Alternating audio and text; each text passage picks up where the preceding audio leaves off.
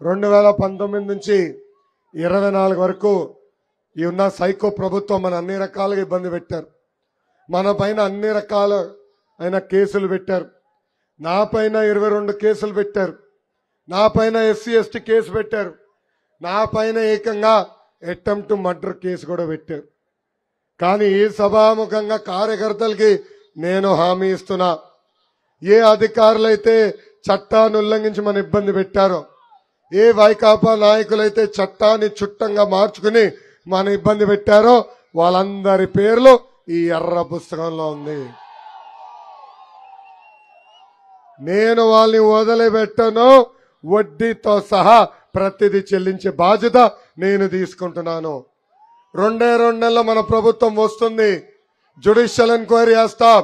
ఎవరైతే చట్టాన్ని ఉల్లంఘించారో వాళ్ళని సర్వీస్ నుంచి డిస్మిస్ చేసి జైలు కూడా పంపించేదానికి నేను వెనకాడనని ఈ సభాముఖంగా కార్యకర్తలకి నేను హామీ ఇస్తున్నా.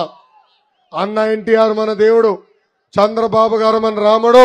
కానీ వైకాపా నాయకులకి లోకేష్ మూర్ఖుడు. అందుకే అనుకుంటా ఈరోజు ఎర్ర బుక్ చూస్తే వాళ్ళందరికీ ఉచ్చబడుతుంది. ఇక్కడ మీకు విషయం తెలియాలి. ఊరూరు లోకేష్ ఎర్ర పుస్తకం చూపిస్తున్నాడు. మేము లోకేష్ ని అరెస్ట్ చేయాలనుకుంటున్నాం. ఒక నాన్ బెయిలబుల్ వారెంట్ నా పైన జారీ చేయమని కోరుతున్నాం. ఎందుకయ్యా వారెంట్? ఇదిగో గజపతి నగరంలో నేనే ఉన్నా, ఇక్కడ నిలబడుతున్నా. నీకు దమ్ము ధైర్యం ఉంటే, నేను జీవితంలో ఒక తప్పు చేస్తుంటే ప్రజలకి చెప్పి నన్ను అరెస్ట్ చేయి. నిప్పులాగా బతికిన వ్యక్తి. ఇక్కడ నా కార్యకర్తలు నేను హామీ ఇస్తున్నా. అన్న ఎన్టీఆర్ అంతనో బాబు గారు అంతో పేరు వస్తుందో రాదో నాకు తెలియదు, కానీ వాళ్ళకి చెడ్డ పేరు తీసుకొచ్చే ఏ ఒక్క పని నేను చెయ్యను. ఆనాడు బాబు గారిని అరెస్ట్ చేసి జ్యుడిషియల్ రిమాండ్కి పంపించినప్పుడు నాకు ఫోన్ చేసిన మొదటి వ్యక్తి పవన్ అన్న. ఆనాడు చాలా స్పష్టంగా, లోకేష్ నువ్వు భయపడద్దు, అధైర్యపడద్దు, కుటుంబం మొత్తం ముందరికెళ్ళండి, ఒక అన్నగా నీకు అండగా ఉంటానని నాకు భరోసా ఇచ్చిన వ్యక్తి పవన్ అన్న. ఆనాడు పవన్ అన్న ప్రత్యేక విమానంలో ఆంధ్ర రాష్ట్రానికి రావాలని ప్రయత్నిస్తే ఆ విమాన పర్మిషన్ కూడా క్యాన్సిల్ చేసింది ఈ ప్రభుత్వం. ఇంకా చివరిగా రోడ్ మార్గంలో వచ్చేదానికి ప్రయత్నిస్తే బార్డర్ లో దాదాపు 3 గంటల సేపు ఆయన్ని ఆపారు. అందుకే ఆనాడు పవన్ అన్న నిర్ణయించుకున్నాడు, ఈ సైకోని ఆంధ్ర రాష్ట్రాన్ని తరిమి కొట్టాలని.